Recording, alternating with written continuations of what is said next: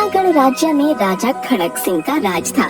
सब तरफ खुशहाली थी और राजा भी अपने राज्य में रहने वाले हर एक कलाकार का सम्मान करता था और उन्हें पुरस्कार देकर प्रोत्साहित किया करता था। एक दिन दरबार में, महाराज, हमारे राज्य में एक नया चित्रकार आया है जो सबकी बहुत सुंदर सुंदर तस्वीर बनाता है। अच्छा, अगर ऐसा है तो हम भी उस चित्रकार से हमारी तस्वीर बनवाना चाहेंगे। सिपाहियों, जाओ और जाकर उस चित्रकार को हमारे महल में लेकर आओ। मैं भी अपनी तस्वीर बनवाऊंगा और फिर मैं उस तस्वीर को अलग अलग राज्यों में पहुंचवाऊंगा ताकि मुझे कोई अच्छी सी राजकुमारी पसंद कर ले। आपको और कोई राजकुमारी पसंद करे? यह तो हो ही नहीं सकता। शक्ल देखी है आपने अपनी कभी? अगले दिन उस चित्रकार को महल में बुलवाया जाता है। महाराज की जय हो। तो तुम ही हो वह चित्रकार जिसके बारे में हमने इतनी तारीफ सुनी थी? हाँ महाराज, मैं हूँ चित्रकार छबीला। आदेश कीजिए महाराज, क्या हुक्म है? हमने तुम्हें यहाँ हमारी तस्वीर बनाने के लिए बुलवाया है। ठीक है महाराज, मैं चित्र तो बना दूंगा, पर मैं आपको पहले ही आगाह करना चाहता हूँ। क्या क्या आगाह करना चाहते हो? पर क्यों, किस बात के लिए? महाराज, मैं जिसका भी चित्र बनाता हूँ उसके साथ 4 दिन के अंदर अंदर कोई ना कोई दुर्घटना हो जाती है। क्या बात कर रहे हो? यह सब अंधविश्वास है और मैं इन अंधविश्वासों में नहीं मानता। तो ठीक है महाराज, मैं आपका चित्र बनाने के लिए तैयार हूँ। फिर चित्रकार राजा का चित्र बनाने लगता है। छबीला जी, आप मेरी भी एक तस्वीर बनाना ताकि मुझे भी कोई सुंदर सी राजकुमारी पसंद कर ले। वह चित्रकार मेरी तस्वीर बनाएगा, उसके बाद किसी और की, समझे? अब दफा हो जाओ यहाँ से। चित्रकार राजा की बहुत सुंदर तस्वीर बना देता है। राजा उसे देखकर बहुत खुश हो जाता है। अरे, तुमने तो काफी सुंदर तस्वीर बनाई है। ये लो तुम्हारे लिए इनाम। राजा सोने के सिक्कों से भरी एक पोटली चित्रकार को देता है। ठीक है महाराज, तो मैं चलता हूँ, पर याद रखना, मैं जिस किसी की भी तस्वीर बनाता हूँ उसके साथ कुछ न कुछ बुरा होता है। अरे, जिसको ऐसी बीवी और ऐसा बेटा मिला हो उसके साथ और क्या बुरा हो सकता है? रानी गुस्से से राजा की तरफ देखती है। मेरा मतलब है कि जिसको ऐसी बीवी और ऐसा बेटा मिला हो उसके साथ कुछ गलत हो ही नहीं सकता ना। अरे, ऐसे कैसे हम आपको जाने दे सकते हैं? अभी तो आपको हमारी भी तस्वीर बनानी है, आप भूल गए? चलिए हमारे साथ और हमारी भी तस्वीर बनाएं। जो हुकुम युवराज। फिर चित्रकार प्रताप की तस्वीर बनाने के लिए उसके साथ जाने लगता है। तभी महाराज के ऊपर झूमर गिरते गिरते बच जाता है। सब लोग बहुत हैरान हो जाते हैं। देखिए, मैंने कहा था ना, मैं जिस किसी की भी तस्वीर बनाता हूँ उसके साथ बुरा होने लगता है। अरे, ये तो एक इत्तेफाक है, कुछ बुरा नहीं होता। फिर थोड़ी देर बाद राजा का पैर फिसल जाता है और राजा गिर जाता है। अय्यो! अरे महाराज, आपको मैंने कितनी बार कहा है कि थोड़ा वजन कम कर लीजिए। देखिए, आपके गिरने से महल का फर्श टूट गया। अरे रानी साहिबा, हम गिर गए हैं, आपको हमसे ज्यादा महल की फर्श की पड़ी है। अब हाथ दीजिए और उठाइए हमें। अब महाराज, कहीं ऐसा तो नहीं कि यह चित्रकार सच कह रहा है? अगर इसके चित्र बनाने में आपकी जान पर कोई खतरा हुआ तो? अरे नहीं मंत्री जी, आप ऐसे ही परेशान हो रहे हैं। नहीं महाराज, हम इन बातों को ऐसे नजरअंदाज नहीं कर सकते। तभी राजा के पास से एक खंजर उड़ता हुआ निकल जाता है। सिपाहियों, जरा देखो कौन है वहाँ पर। सब लोग राजा के लिए बहुत ही परेशान हो जाते हैं। सिपाहियों, महाराज की सुरक्षा में कड़ा पहरा लगाया जाए और ध्यान रखना, महल में कोई भी अनजान व्यक्ति बिना इजाजत के नहीं आना चाहिए। जो हुकुम मंत्री जी। फिर महल में कड़ा पहरा लगा दिया जाता है और राजा के कक्ष के बाहर भी तिगुना पहरा लगा दिया जाता है। हे भगवान, सिपाहियों, महामंत्री, जल्दी आओ। महाराज, महाराज उठिए ना महाराज, उठिए महाराज। क्या हुआ रानी साहिबा? महामंत्री, ये देखिए महाराज को क्या हुआ, ये उठ ही नहीं रहे हैं। अब मैं क्या करूंगी, मेरा सुहाग उजड़ गया, मैं कैसे सजूंगी, कैसे संवरूंगी। महाराज, आपको मेरे महंगे जेवरों की कसम, आपको उठना ही होगा। अब मैं इन महंगे जेवरातों का क्या करूंगी। उठ जाइए ना महाराज, उठ जाइए, मैं बिना सजे संवरे कैसे दिखूंगी, आप ही बताइए ना महाराज। उठ जाइए महाराज, उठ जाइए। रानी की दो दासियां रानी को संभालकर बाहर ले जाती हैं। पूरे राज्य में मातम छा जाता है। महाराज, आप इतनी जल्दी क्यों चले गए? तभी एक सिपाही वहाँ पर दौड़ा दौड़ा आता है। युवराज की जय हो। युवराज, पड़ोसी राज्य के राजा ने हमारे राज्य पर हमला कर दिया है। पिताजी, अगर आप मुझे पहले ही युद्ध नीति बता देते तो आज यह दिन नहीं देखना पड़ता। मुझे तलवार भी ठीक से पकड़ना नहीं सिखाया, कठोर कहीं के। पर मंत्री की सूझबूझ से युवराज युद्ध जीत जाते हैं। क्या हुआ युवराज, आप चिंतित लग रहे हैं? नहीं मंत्री जी, मैं बस ये सोच रहा था कि जब मैं उस चित्रकार से चित्र बनवा रहा था तब चित्र नहीं बन पाया था, तो क्यों ना मैं भी उस चित्रकार से अपना चित्र बनवाऊं, ताकि हम पता लगा सके कि क्या सच में उस चित्रकार के चित्र बनाने के बाद कोई दुर्घटना होती है। प्रताप की बात सुनकर मंत्री भी थोड़ा सोच में डूब जाता है। वह तो ठीक है, पर अगर आपकी जान को भी खतरा हुआ तो?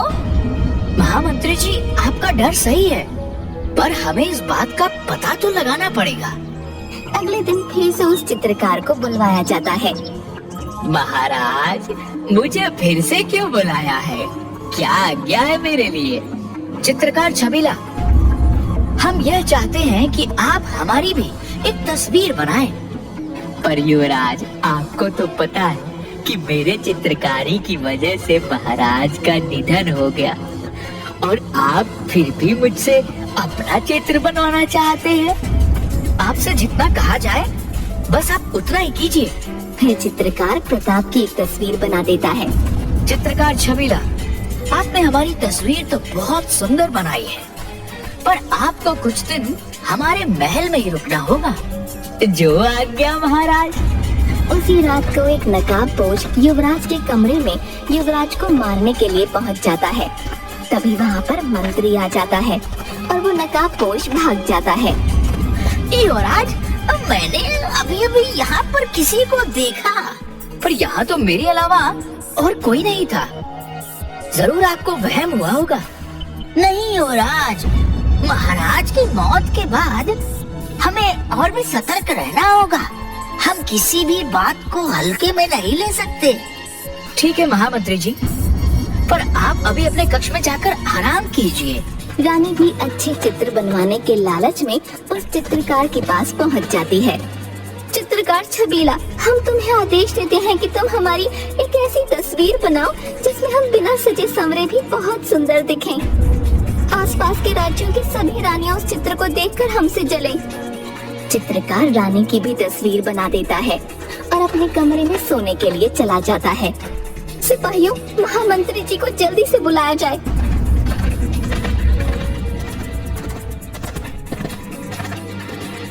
महामंत्री जी देखिए, उस चित्रकार ने हमारी कैसी तस्वीर बनाई है। हमने उसे कहा था कि तुम मेरी बहुत सुंदर तस्वीर बनाना, जिसे देखकर आसपास की सारी रानियां हमसे जलने लगे, पर उसने तो हमें ही जला दिया। मंत्री उस तस्वीर को देखकर हैरान हो जाता है।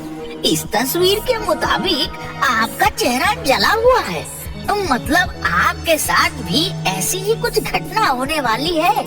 आप जरा सावधान रहना। तभी रानी की एक दासी गर्म पानी लेकर आती है और रानी का हाथ उससे जल जाता है। रानी इस वाक्य से घबरा जाती है। मुझे बचाइए, मैं अपने सुंदर चेहरे को इतना बुरा नहीं देख सकती। मुझे बचाएं महामंत्री, मुझे बचाइए। अगली सुबह प्रताप तलवारबाजी का अभ्यास कर रहा था। तभी तलवार लगने से उसका हाथ कट जाता है। दूसरी तरफ जब रानी रसोई का मुआयना करने गई तो उसकी आंखों में मिर्ची चली जाती है। दोनों मंत्री के पास जाते हैं और मंत्री को सारी बात बताते हैं। मंत्री सारी बातें सुनकर बहुत हैरान हो जाता है। मतलब उस चित्रकार के चित्र बनाने के बाद सच में कोई न कोई दुर्घटना होती है। अब पर ऐसा कैसे हो सकता है? महारानी जी और युवराज, आप दोनों अपना ध्यान रखिए और थोड़ी ज्यादा सतर्कता बरतिए। ठीक है मंत्री जी। आज 4 दिन हो गए हैं मेरी तस्वीर बने। मतलब आज मेरे साथ कुछ ना कुछ घटना होने वाली है। मुझे सावधान रहना होगा। रात को एक नकाबपोश फिर से युवराज पर हमला करने आता है। वो युवराज के सीने में छुरा घोंप देता है। तब पीछे से युवराज उसे पकड़ लेता है। सिपाहियों, सिपाहियों, जल्दी इस नकाबपोश को पकड़ो। सभी वहाँ पर पहुँच जाते हैं। क्या हुआ युवराज? ये नकाबपोश हमारी जान लेने के लिए हमारे कमरे में घुस आया था। तुम मेरे बेटे को मारना चाहते थे? ये ले। तुम? अच्छा, तो वह तुम ही थे जिसने मेरे पिताजी को भी मार डाला और अब मुझे मारना चाहते हो। ये ले, तूने मेरी इतनी बदसूरत तस्वीर बनाई और अब तू मेरे बेटे को भी मारना चाहता था। मुझे माफ कर दीजिए रानी साहिबा। युवराज, मुझे छोड़ दीजिए। इन सब में मेरी कोई गलती नहीं है। तुम्हारी गलती नहीं है।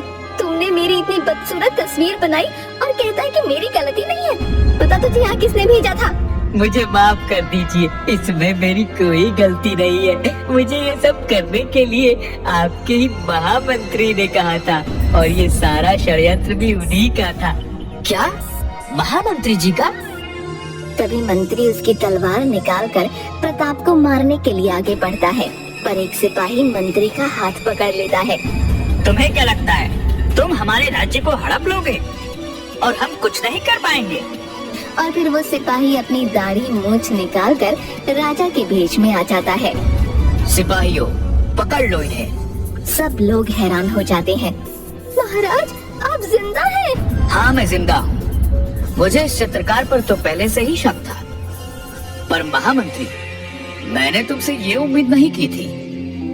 बोलो, क्यों किया तुमने ये सब? मुझे तो पहले से ही बदला लेना था। मैंने बहुत बार तुम्हें मारने की कोशिश की थी, पर मेरी सारी कोशिशें नाकामयाब रही। पर तुम मुझे क्यों मारना चाहते थे? यह तुम पूछ रहे हो कि मैं तुम्हें क्यों मारना चाहता था?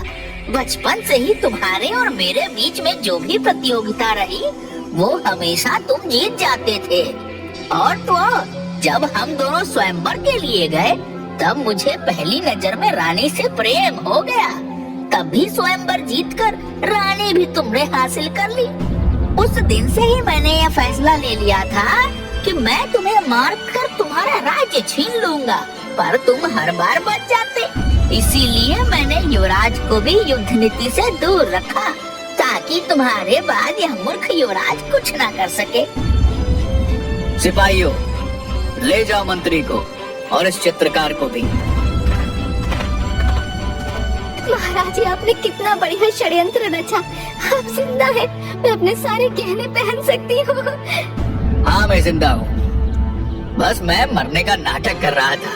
मुझे इस चित्रकार पर शुरू से ही शक था, पर मेरा शक यकीन में तब बदला जब मैंने इस चित्रकार को किसी से बात करते हुए सुना कि उसने मेरे दूध में जहर मिला दिया है, और फिर मैंने वह दूध फेंक दिया और मरने का नाटक किया, ताकि मैं इनकी हरकतों पर नजर रख सकूं और इनके षड्यंत्रों का पर्दाफाश कर सकूं। वो सब तो ठीक है, पर उस चित्रकार से मेरी एक सुंदर सी तस्वीर जरूर बनवा दीजिएगा।